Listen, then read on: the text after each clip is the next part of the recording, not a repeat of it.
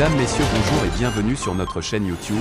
Ici nous vous donnons la clé, alors si vous êtes nouveau, abonnez-vous et cliquez sur la cloche de notification pour ne plus rien manquer. Cela fait, on peut commencer. Mali, le projet de la nouvelle constitution renforce le pouvoir du président.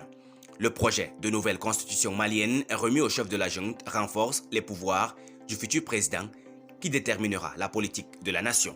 Le texte écarte aussi l'hypothèse d'une fédération qui aurait conféré une forte autonomie au nord du pays, théâtre par le passé de rébellions touareg pour l'indépendance ou pour un statut particulier.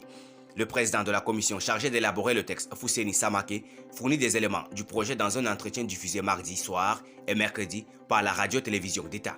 Le texte n'avait alors pas été publié. Cet avant-projet est censé être soumis à un référendum en mars 2023. Il est un élément clé du vaste chantier invoqué par les militaires pour se maintenir jusqu'en 2024 à la tête de ce pays pris dans la tourmente. La constitution actuelle, datant de 1992, dispose que le gouvernement détermine et conduit la politique de la nation. Avec la nouvelle constitution qui comporte 195 articles au lieu de 122, c'est le président de la République qui détermine la politique de la nation et c'est le gouvernement qui conduit la politique de la nation, a dit Fousseni Samaké. Le Parlement ou l'Assemblée ne pourra plus renverser le gouvernement et en ce sens inverse, le président de la République ne pourra plus dissoudre l'Assemblée nationale, a-t-il ajouté. Le projet instaure une deuxième chambre parlementaire correspondant ailleurs au Sénat, à côté de l'Assemblée nationale. Il crée une cour des comptes. Les acteurs politiques s'accordent de longue date sur la nécessité d'une réforme constitutionnelle.